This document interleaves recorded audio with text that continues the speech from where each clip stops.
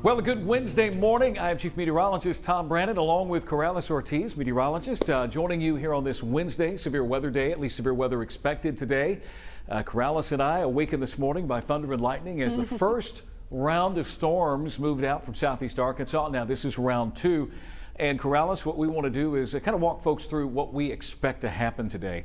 We've had some very heavy rainfall here in central Arkansas. In fact, Pulaski County was just issued a flash flood warning. Why don't you tell us about that real quick? Right now it was just issued only for Pulaski County, and that's going to be until 1:30. We already had isolated reports of just minor flooding in certain spots. There's a little bit of pooling. I know Ashley King told us that parts of 6:30 was reported to already start to see some of that pooling of the water. We've had plenty of heavy rainfall come down within the past hour or so as the line of showers and storms begins to move on through. So yeah, we do just have a flash flood warning only for Pulaski County up until 1:30. And just because Pulaski County is under a flash flood warning does not mean surrounding counties or certain other counties are going to be seeing some issues with flooding. It's just a little bit more isolated. Well, I'll tell you what, this actually could help us a little today, this heavy rainfall. It's been raining heavily. You know, the atmosphere has so much energy, and we've been talking about, you know, these risks that we have for damaging wind, hail, and tornadoes. And what is going on right now is with all of the heavy rain, with our live radar, you can see this line extending from near Jonesboro through Little Rock into southwest Arkansas. This second line is actually helping to stabilize the atmosphere a bit. Okay, but what happens once this line moves through your area? If we get a break and the sun comes out and we still have the cold front to go, then we could be looking at more discrete cells developing this afternoon. But you can see we've got quite a bit of lightning and thunder, and you probably have noticed it at your house. That, and we've had some reports of small hail. We had some hail out here in the THV 11 weather garden, and we could see it on top of the Simmons building just a few moments ago. It looked like peanut marble-sized hail bouncing off the top of the building. So we can't rule out the wind, we can't rule out the hail, and this afternoon, if the atmosphere destabilizes, we have to talk about the chance of some tornadoes. So let's go through it, Corallys, if you don't mind. Let's run everybody through what's going on here, and I think we're going to put radar into motion as well and show you just where this is coming from and how it's developed throughout the day. Yeah, so I'm going to go put the radar on loop for like the past hour, and as you can see, a line of showers and storms kind of pretty much dissecting the state from southwest to northeast. And what's that doing? Bringing us mostly heavy rainfall, pretty substantial lightning, and some strong storms here or there. Fortunately, it's all been sub-severe. We have not been dealing with any severe thunderstorm warnings since the beginning of even the Vine a few hours ago. So earlier this morning was a different picture. We did have a few warnings and even a tornado warning, but since then it's been fairly quiet for us, which is good news. Like Tom mentioned, it's going to try to this can help kind of suck out all that energy that we had built up in the atmosphere up until we get to this afternoon. But right now we are just seeing a large swath of rain showers moving on through this morning. We're slowly starting to get to the back end of that here in the metro area, but as you can see, we are dealing with lots of lightning and thunder and heavy downpours. But in terms of what you mentioned, we saw hail this morning. Yes, we did. The line didn't really produce a whole lot of hail, just like the small little pea-sized, marble-sized hail here or there. Most of it has just been hail-free. We had pea-sized hail at Little Rock Air Force Base. That's up in the Jacksonville area. So we know that we've had some pea-sized hail. And you mentioned something, the back edge of the very heavy rainfall now moving into western Pulaski County. How much has the atmosphere been worked over?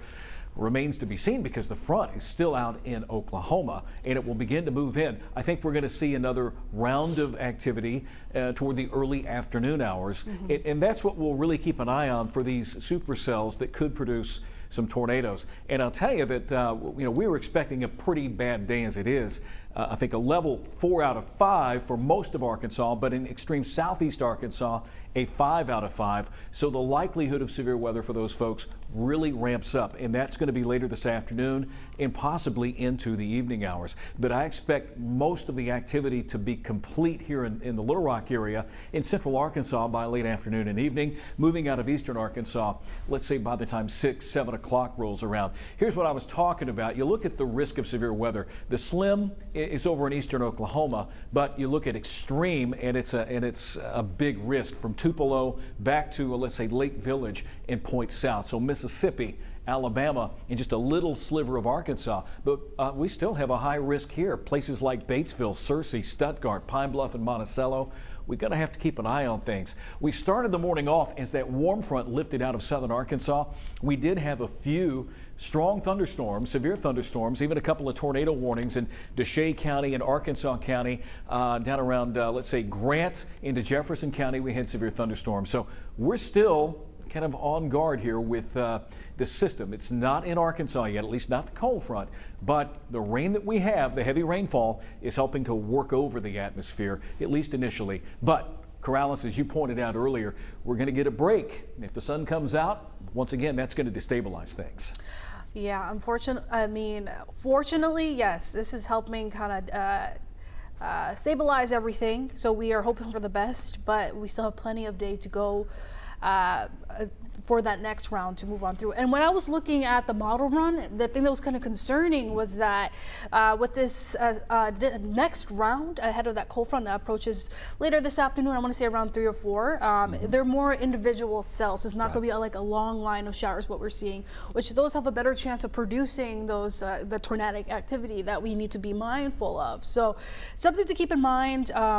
It's very slow moving as it's pushing on through, which is good. It's giving more time for it to kind of absorb all that energy. But I did want to break down a little bit because we do have a breakdown of all the risks that we mentioned, Sure like thing. all severe I'll weather step out of the modes. way. All severe weather modes Yes. essentially are likely, which we've already been seeing. So just breaking it down a little bit. When we say tornadoes in terms of isolated, because they always usually tend to be isolated, we just have a greater risk of seeing some of these become pretty strong, especially where you can see the hatched area in the eastern half of the state has a better chance. Not necessarily saying that it's only going to be in that general area. Widespread, everybody has an equal chance of seeing some type of severe weather, but it's just a little bit more likely in that general area. We have hail, which I actually wanted to pull up a photo, if we can punch it up on this computer. It's our Storm here. Track 11, right? Storm Track 11. We actually had our reporter, Ashley Godwin. She tweeted a photo of somebody sent to her of golf ball size hail. That was in Logan County. Golf ball size hail is definitely over an inch in diameter for sure. So they, of course, always send us those reports at 501-376-1111. It gives us a better visual of that. So yeah, back to our max computer. Hail, quarter size or larger is what we've already been seeing. There was a possible indication going up as high as a baseball size in the hatched areas. I think that risk kind of has diminished a little bit. We'll see how that plays out with that another round of storms later this afternoon and into the evening. And then winds, of course, it's been gusty here or there, up to 60 miles per hour, maybe some isolated areas as high as 80. Right now, it's just been those, you can see how it's kind of widespread, the hatched area. So everybody has an equal chance of dealing with some pretty gusty, damaging winds with these thunderstorms. Tom? You know, one of the things that I want to talk about this afternoon is, you know, you've got kids at school and you have some kids at home. And parents may have to go to work, depending on the age of their children. Let's hope that you are able to work out a plan with them in case we have those discrete cells that develop. Tell you what, Corallys, if you don't mind, go ahead and get us a future look of radar while I visit with folks about this, because once again, the best place for you to be in your home, if you don't have a tornado safe room, if you don't have a basement's a good place to go, or a storm shelter, go to the lowest interior part of your home. Put as many walls as you can between you and the outside. Smaller the room, the better, as long as it's an interior room.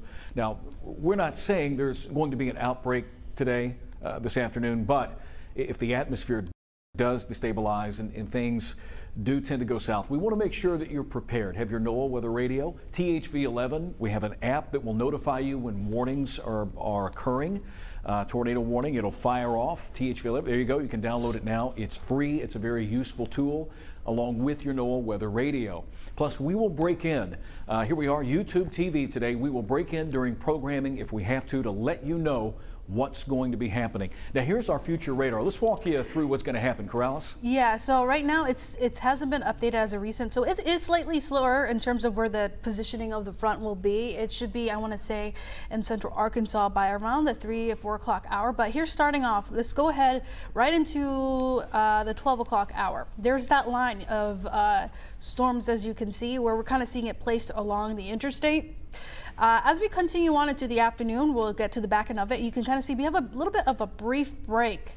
Yeah, that's by this around area. 1 or 2 o'clock. Yeah, right here. This is what we're talking yeah. about when we mean that we have a lull in activity that can give a chance to the atmosphere to destabilize a little bit. So continuing on to the 3 o'clock hour. You see that? This is what I was concerned about, those individual cells. So it's different from this line of showers and storms that we saw move through. These are the ones that we have to be very mindful of because they could possibly have a better chance of producing that tornadic activity. We have lots of wind shear in place for sure. The atmosphere is still pretty, has a lot of instability to work with.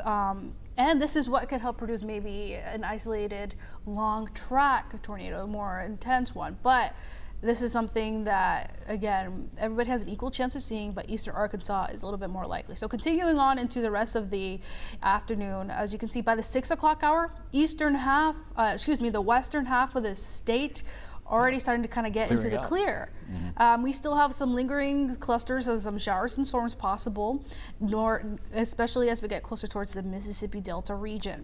Going to the 7 o'clock hour, the chance still continues to push on through. It does seem like there's some lingering showers maybe we could see, but otherwise we'll continue to see the threat diminish as we go into the evening hours, which is good. So as we go by after that, we already pretty much are in the clear 10 o'clock hour as we go into the overnight hours. So again, that cold front, the placement of it is is a little bit slow, hasn't been updated. It should be well into West Tennessee by the time we get towards the midnight hour. So I think that the bottom line is we have this round, but we could potentially see another round this afternoon. Yeah. I'm hoping what we have seen, the heavy rainfall has really helped to work over the atmosphere. And if the cloud cover can hang around, then we won't have as much energy to work with. Absolutely. But, sometimes it's like baking a cake. You have all the right ingredients. You can have the moisture, you can have the lifting mechanism. In this case, it's a frontal boundary and wind shear.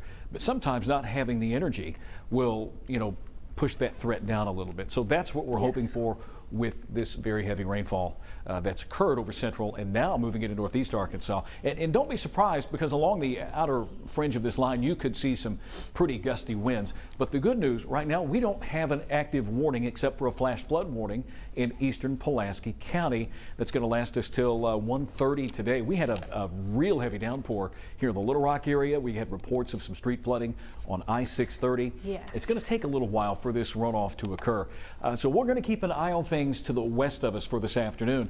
The entire THV11 weather team is here today to make sure that you're prepared and safe and to be ready when and if that next round does occur. Absolutely. And I know that we've been telling people to have a plan in place, have different several means or several ways of receiving alerts with a weather radio, downloading our app, find any means on social media even. I also wanted to report we do have some power outages to talk about.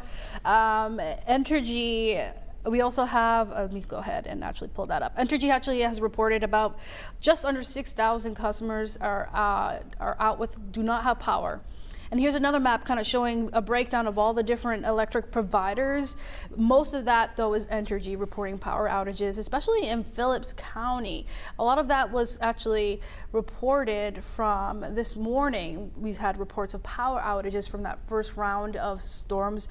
There was a storm that was severe, not only severe thunderstorm warned, but also tornado warned in Deschutes County. So in that general area was hit pretty hard with some of those stronger storms there. So that's what we're seeing in terms of outages, just a little bit over 5,500 or so customers across the good portion of the state without power right now. Okay, and here's what we're going to do. we're going to kind of wrap things up here from this standpoint. Keep in mind that if we do have tornado warnings, we'll cut into programming. We'll probably do a couple of more of these during the day today to kind of give you an idea as to how things are going with the atmosphere and if we're going to see a resurgence of some severe weather. Just be prepared. Keep it right here. THV11 will certainly keep you up to date. And go and download the THV11 app. It'll help you with severe weather warnings.